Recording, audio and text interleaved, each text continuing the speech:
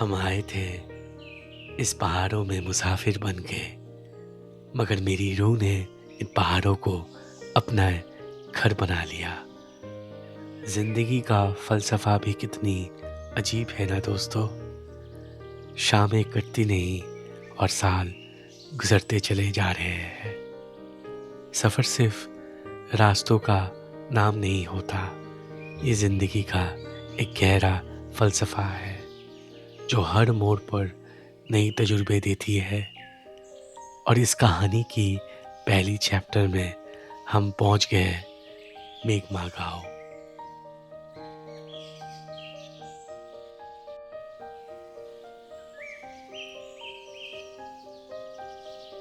एक ऐसी गांव जिसका नाम ही कहानी बन गया।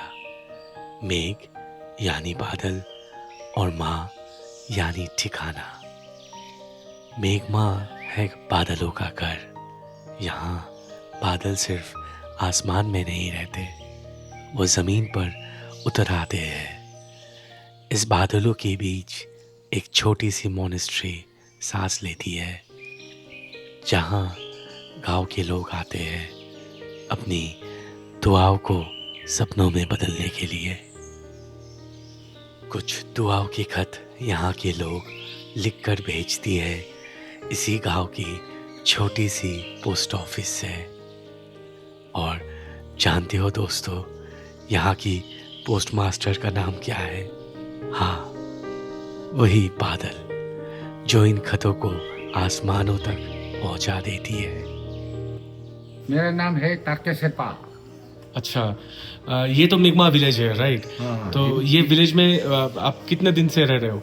ये तो बहुत 25 उम्र से रहे। मतलब आपका 25 साल से आप हाँ, इधर है। आप पहले कहाँ पे रहते थे? पहला तो थोड़ा ये नीचे माने में तरफ है मेरे घर। माने भंजन में घर है, एक्चुअली। ठंडा कैसे रहता है? ऐसे ही रहता है? मतलब ठंडा कैसे ठंडा तो है? अभी थोड़ा कम हो रहा है। ठंडा कम हो रहा है, अच्छा। नॉर्मल टेम्परेचर पहले कब कितना गया था फिर भी? टेम्परेचर हाँ, मतलब कुछ रिकॉर्ड है टेम्परेचर का यहाँ का कि ठंड पड़ा है ज्यादा? ठंडे पड़ने में तो रात को तो माइनस होता है, माइनस रहता है ऑल टाइम।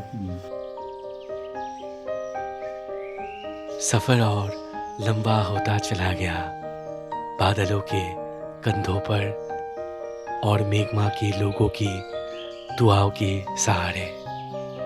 आज हम सिर्फ मुसाफिर नहीं रहे, हम बन गए उन ख्वाबों की पोस्ट मास्टर जो कागज़ों पर लिखकर आसमान को सौंप दिया गया था।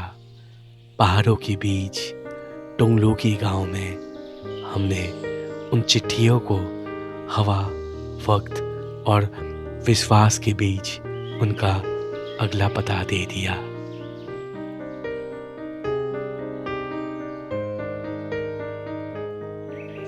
इस चोटी की खामोशी में बसी है कुछ खबरें। यहाँ वो लोग आराम कर रहे हैं जो दशकों से पहले इस दुनिया से विदा हो गए हैं।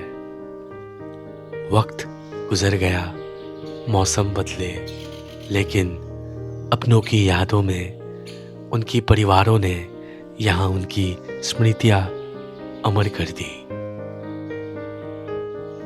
और कुछ अनकही शब्दें हमने उनकी कब्रों पर भी रख दिए, क्योंकि यहाँ के लोग मानते हैं अब वो लोग पहाड़ों की सांस बन चुकी है और रात के आसमान में चमकते हुए सितारे।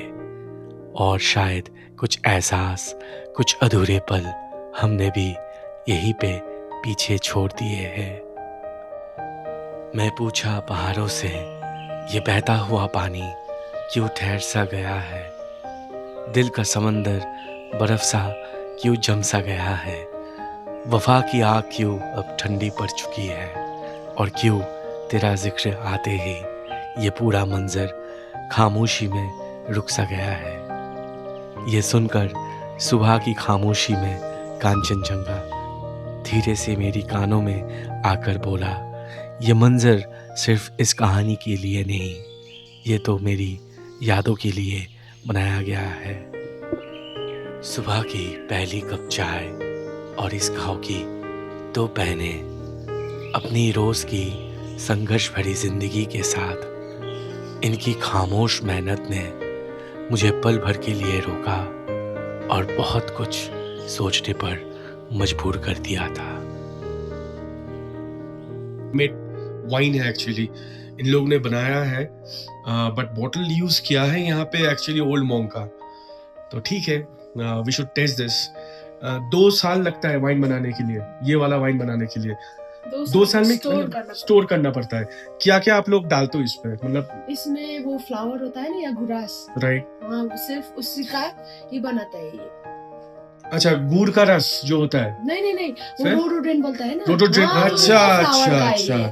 तो इसी वजह से इसका कलर थोड़ा डिफरेंट है, रेडिश डिफरेंट कलर है इसका। जी। सही है। और उसके साथ क्या कुछ मिक्स होता है, चावल फावल? नहीं, सिर्फ चीनी। सिर्फ चीनी? हाँ। तो रोडोडेंड्रन को क्या करते हो आप लोग, उसको स्टोर करके उसको हीट अप करते हो क्या? उसको पहले वो सुखाकर, उसे सुखाकर उसको स्टोर करके वो चीनी में मिक्स करके बनाते हैं। वाह, उसको सुखाने के लिए 2 साल लग जाता है? नहीं, सुखाना तो वो हो जाता है। अच्छा। 1 महीने तक। और जब बना के उसको रखता है ना, इसको रख के इससे पूरे बनने में 2 साल लगता है। कहीं बाहर कुछ मुसाफिर संदाकफू के सफर पर निकल चुके हैं, वादियों को गवाह बनाकर और पहाड़ों को अपना हमराह मानकर। और आज मैं भी यही ठहरा हूँ, रात के सितारों के साथ खामोशी में थोड़ी गुफ्तगू करने के लिए।